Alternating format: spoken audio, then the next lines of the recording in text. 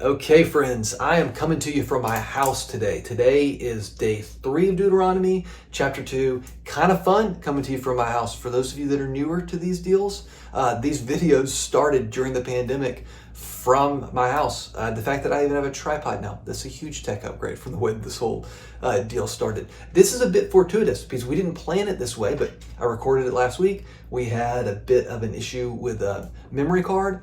So now here I am past my bedtime the night before you're seeing this. But it's fortuitous because I've got a map, just like most of you do, just like all your friends do, of Israel on my wall. So when I originally recorded this, I didn't have this up at the church. But here I can show you where all this is happening. And it's a pretty cool way to understand not only what happened with the Israelites a long time ago, but what God is trying to do in our lives today. Okay, so remembering where we are, beginning of Deuteronomy is Moses recounting what has happened for the Israelites over the last 40 years.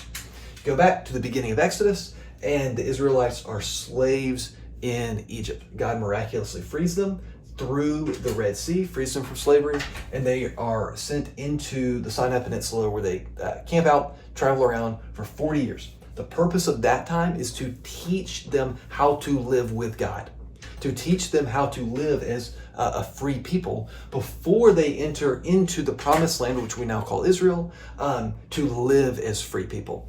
Slaves, freed, taught how to live, led into the promised land.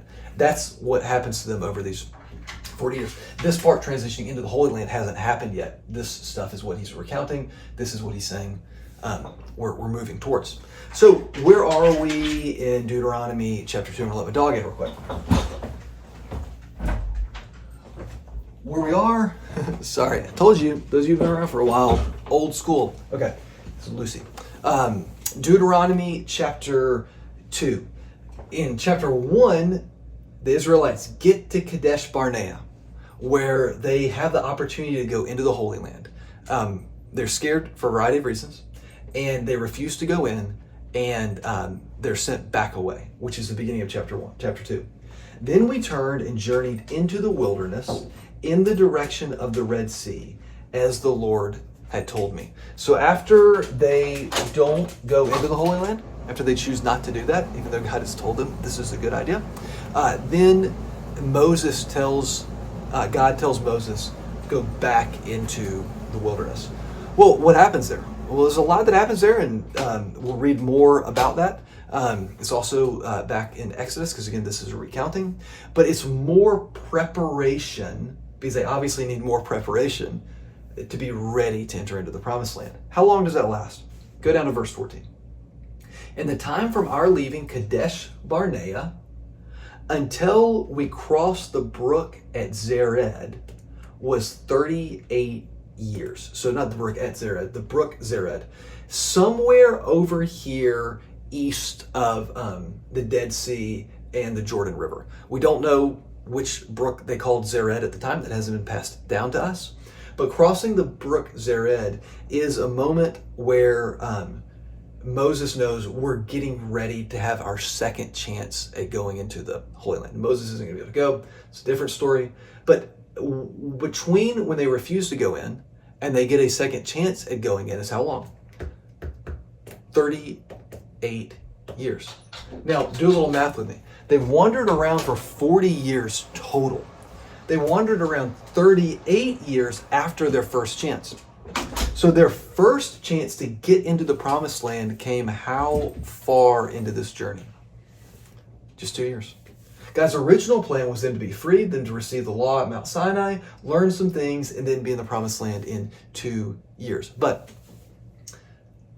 they didn't trust him. So what has to happen during those 38 years? Well, during those 38 years, the entire generation, that is the men of war, had perished from the camp. Those people who didn't trust in God, those people who chose not to go in where God had led them, those folks had to die away, and a new generation that trusted him had to be raised up before they were ready to go in. So what does that have to do with us today?